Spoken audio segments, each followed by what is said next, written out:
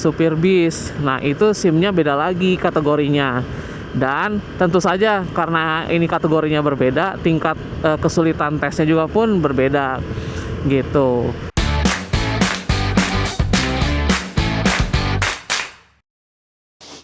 Yo semuanya, balik lagi sama gua Gaje Rider Gaijin yang lagi ada di Jepang. Gimana kabar kalian? Semua kalian selalu sehat dan bahagia dimanapun kalian berada. Oke. Hari ini gua lagi ada di mana nih?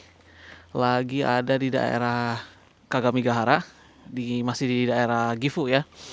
Gitu. Hari ini kita akan riding ke sekitaran sini sambil gua nanti mau sharing-sharing apa aja sih perbedaan kalau kita riding di Indonesia sama riding di Jepang itu. Semoga video ini bisa ngasih gambaran buat teman-teman kalau di Jepang itu kalau kita motoran atau berkendara itu kayak gimana sih gitu.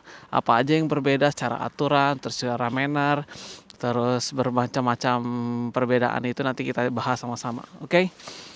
Kalau gitu mari kita mulai perjalanannya ya, sampai ketemu di motor.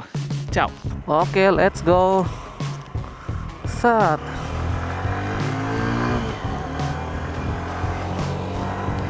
Oke, hari ini gue akan bahas perbedaan riding di Indonesia sama di Jepang. Tapi gue nggak akan bahas mengenai Jepang itu bagus, rapi dan segala macam. Enggak. Tapi gue akan bahas beberapa aturan-aturan yang ada di Jepang, terutama soal berkendara. Gimana sih perbedaannya sama di Indonesia. Kemudian kita sebagai orang asing harus kayak gimana sih gitu. Nah, pembahasannya nanti akan gue bagi-bagi. Ada 3 section ya. Jadi pertama akan gue bahas dari segi SIM ya, segi SIM, terus segi jalanan, sama segi administrasinya ya. Gitu. Kalau gitu kita mulai aja pembahasan ke pertama, oke? Oke, pertama kita bahas dulu dari segi SIM-nya dulu ya. Nah, SIM di Jepang itu kemarin kita udah bahas ya cara-cara dapetin SIM di Jepang ya. Nanti kalian bisa nonton lagi videonya di video gue yang sebelumnya ya. Nah, tipe SIM di Jepang itu ada sedikit perbedaan sama di kita gitu ya.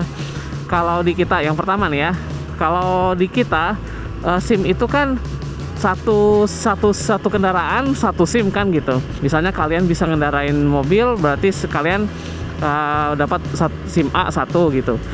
Terus kalau kalian bisa ngendarain motor, nanti dapat kalian SIM C 1 gitu. Jadi nanti kalian dapat 2 SIM kan. Itu kalau di Indonesia. Nah, kalau di Jepang semuanya itu ada di dalam satu SIM, teman-teman. Jadi misalnya kalian bisa ngendarain mobil, truk, atau kendaraan-kendaraan macam-macam yang ada di sini. Nah, nanti semuanya itu bakal ada di dalam satu SIM gitu. Nanti di dalam SIM-nya itu kalian akan ada cap kalian itu bisa ngendarain kendaraan apa aja gitu. Kelebihannya kalian nggak perlu repot-repot bawa SIM banyak-banyak kan. Kalian cukup satu SIM itu kalian bisa menunjukkan kalau kalian tuh bisa ngendarain macam-macam kendaraan gitu. Tapi kerugiannya kalau misalnya nih kalian melakukan pelanggaran besar di salah satu kendaraan gitu ya, anggap aja kalian ngebut motor-motoran di sini, kemudian ditilang, ditahan SIM-nya, dicabut SIM-nya, artinya kalian nggak bisa ngendarain kendaraan apapun gitu. Jadi benar-benar harus hati-hati. Makanya banyak teman-teman yang di sini yang punya SIM itu benar-benar dijaga baik-baik gitu. Ya walaupun ada yang selebor juga ada sih. Gitu. Oke, selanjutnya SIM di Jepang itu ada terbagi 3 level. Yang pertama itu levelnya warna hijau ya, green. Kemudian level kedua ada warna blue, warna biru. Kemudian sama yang terakhir yang gold. Nah, masing-masing bedanya apa nih? Begitu punya SIM pertama kali, itu levelnya itu warnanya pasti green. Warnanya pasti warna hijau ya. Nah, itu menunjukkan kalau kalian itu masih pemula di situ. Nah, SIM-nya itu warna hijau. Kemudian kalau misalnya kalian perpanjang selanjutnya, biasanya nanti akan naik level ke warna biru gitu. Nah, kemudian kalau misalnya kalian tidak melakukan kesalahan dan tidak ada pelanggaran-pelanggaran yang berat atau kecelakaan, nanti SIM kalian naik warna ke warna gold, warna emas gitu. Nah, masa berlakunya SIM yang gold ini adalah 5 tahun. Jadi kalian bisa pakai SIM itu masa berlaku SIM kalian itu jadinya lumayan panjang gitu ya. BTW SIM gua yang sekarang itu warnanya masih blue ya teman-teman. Lama untuk menjadi gold. Karena gua kan baru-baru dapat SIM-nya juga sekarang gitu. Nah, efeknya ke apa nanti? Nanti ngaruhnya adalah ke asuransi kalian gitu. Semakin kalian ke arah gold ya, warna gold itu biasanya asuransi tambahannya itu bakal lebih murah gitu.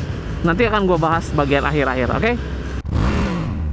Oke ya, selain warna, kategori di SIM di Jepang itu dibedakan berdasarkan keperuntukannya. Kategorinya tadi itu ada 2. Yang pertama Dai Issue Menkyo sama Dai Nishu Menkyo. Perbedaannya apa? Kalau Dai Issue Menkyo itu artinya adalah SIM biasa gitu ya. Jadi SIM yang bukan untuk ngangkut-ngangkut penumpang gitu. Nah, Dai Nishu Menkyo yang kedua ini dia kategorinya dipakai buat berniaga, misalnya kayak truk logistik yang gede-gede gitu atau supir bis. Nah, itu SIM-nya beda lagi kategorinya. Dan tentu saja karena ini kategorinya berbeda, tingkat kesulitan tesnya juga pun berbeda gitu. Apakah gua berniat untuk ngambil Dai Nishu Menkyo ini? Nggak tahu ya, karena sejauh ini belum ada kebutuhan ke sana. Jadi untuk saat ini gua masih stay di SIM mobil sama SIM motor aja sih gitu ya. Oh iya, BTW kalau taksi kayak gimana? Kalau taksi SIM-nya beda lagi, nggak bisa pakai SIM mobil biasa gitu. Itu kategorinya udah masuk Dai Nishu Menkyo gitu. Oke. Oke, lanjut ya. Gua akan ngebahas SIM motor di Jepang itu kayak gimana ya. SIM motor di Jepang itu terbagi ada 4 kelas ya.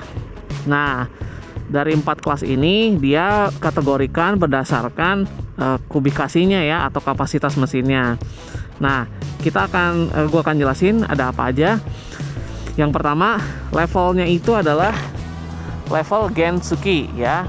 Gensuki itu artinya adalah moped ya kalau bahasa Inggris kali ya. Moped atau kayak skuter gitu, yang kubikasinya itu kurang lebih dari 0 sampai 50 cc ya. Nah, 50 cc jadi kecil, dan itu tidak bisa boncengan karena kan memang mesinnya kan kecil kan. Jadi untuk Gensuki ini dia cuma bisa dipakai sendiri aja, dan dia batas kecepatan maksimalnya itu cuma boleh sampai 30 km per jam ya, walaupun realitanya pasti akan berbeda ya gitu. Tapi secara aturan kurang lebih seperti itu. Itu untuk yang Gensuki.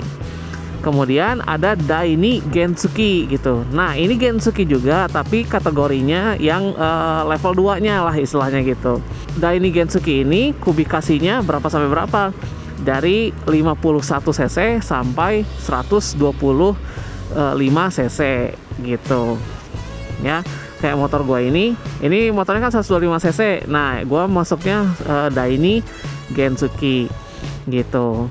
Nah, gak kayak Gensuki yang biasa, motor gue ini bisa dipakai boncengan dan kecepatannya itu bisa menyesuaikan dengan jalanan tersebut. Cuman kekurangannya Daini Gensuki ini dia tidak bisa masuk tol teman-teman. Jadi ya udah cuma bisa jalanan kota ya, pokoknya semua jalan itu nggak boleh kita lewatin gitu ya. Itu yang Daini Gensuki. Selanjutnya adalah Chugata Menkyo. Chugata Menkyo ini kalau bahasa Inggrisnya mungkin kayak middle class ya. Kubikasinya itu mulai dari 126 cc sampai 400 cc gitu. Nah, dari sini nih udah mulai ada perbedaan. Apa nih yang jadi perbedaannya? Kalau kubikasinya kelas yang Chugata itu dia udah bisa naik tol teman-teman. Jadi 126 cc ke atas, 125 cc ke atas artinya dari 126 cc ke atas itu motornya semuanya udah boleh naik ke jalan tol. Cuman ya kalau orang-orang di sini tuh nggak begitu familiar. Cuman akhir-akhir ini udah mulai tuh bermunculan motor-motor kelas 150 cc kayak XSR 155, kayak NMAX, PCX atau Suzuki Gixxer ya. Macam-macam semuanya itu udah mulai ada 150 cc di Jepang. Kalau dulu mereka lebih umumnya Cugata itu ya 250 cc dimulainya gitu. Cuman katanya ya kalau 150 cc di Jepang itu kecepatan kalau dibawa ke jalan tol itu kurang enak karena satu terlalu enteng, gampang kebawa angin, dan mesinnya bakal ngegerung, agak ngasih beban berat banget buat si motornya kalau dibawa ke jalan tol. Walaupun emang asik ya gerang-gerung di situ, enak banget kayaknya. Gitu. Nah itu yang Cugata ya. Nah yang terakhir ya, yang selanjutnya adalah Ogata. Nah kelas yang Ogata ini adalah kelasnya dari 400 cc ke atas gitu. Jadi terserah lah mau motornya sampai berapa cc, yang jelas selama masih melewati levelnya 400 cc ke atas itu udah masuknya Ogata alias motor-motor gede gitu. Oke, yang Ogata sekarang kita bahasnya ya. Jadi motor yang 400 cc ke atas itu udah kategorinya Ogata. Tentunya udah bisa masuk jalan tol, tapi ada sedikit administrasi yang berbeda untuk yang kelas Ogata ini. Nantilah kapan-kapan gua bahas ya apa aja yang jadi pembedanya gitu ya. Gitu. Nah, itu untuk yang motor. Kalau gua sekarang udah megang si motor Ogata sih, yang udah motor gedenya udah punya gua. Untuk sekarang keuangan gua masih sanggupnya 125 cc dan secara realistis gua pakainya ini dulu aja lah. Gitu teman-teman. Memang sih kalau dari judulnya opsional ya, atau nggak sewajib itu gitu. Tapi pada kenyataannya